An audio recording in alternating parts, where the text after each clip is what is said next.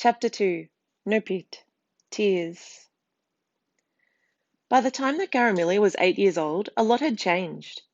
She was taller and had discovered many wonderful hiding places around the river.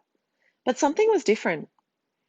The elders seemed hopeful about the change, though Garamili couldn't help but be afraid.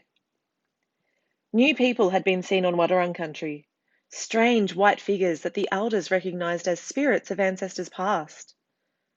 No one knew why the ancestor spirits had returned.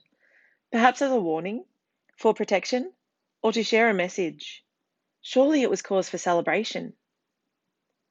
One day, Garamili and her friends played along the creek after a long day of gathering reeds and leaves for weaving.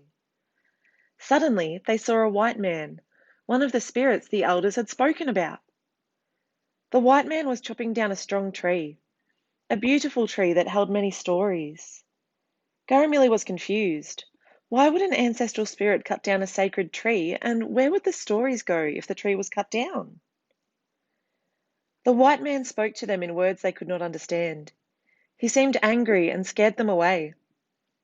The girls ran back to camp as quickly as they could. Out of breath, they fell on the ground in front of Garamili's grandma. When they explained what they saw, her face changed. She looked heartbroken and afraid.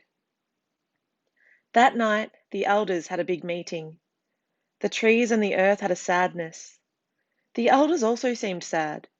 The spark had gone from their eyes and was replaced with a look of worry and confusion. Even the animals had silenced their usual chatter. It was their land too, after all. Garamili's grandma explained that these could not be ancestors.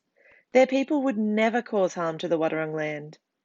The visitors carried long sticks that made really loud noises and killed things.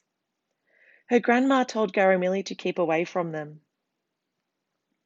It was hard to sleep that night. So much was about to change. The night was full of angry grumbling from the people and the sounds of nopit, tears. This was a time of great confusion and worry.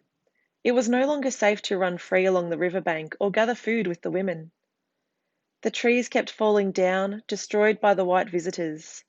New, strange people kept coming. They spoke words that made no sense.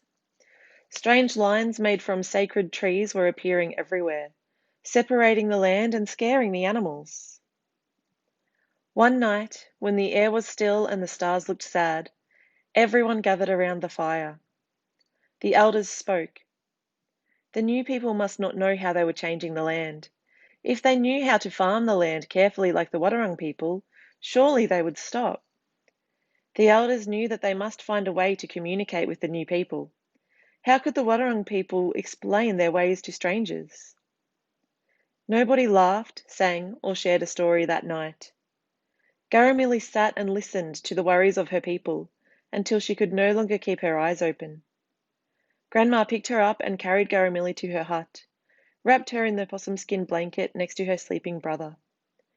Garamili fell into a long, deep sleep.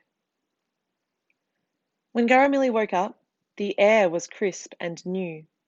She looked around her hut and saw in the doorway that there was a beautiful eagle.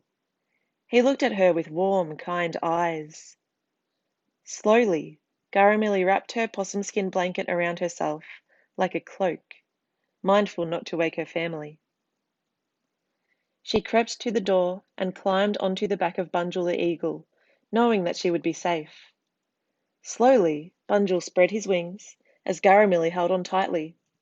Together, Bunjil and Garamili flew into the morning sky and drifted across the land through time and space.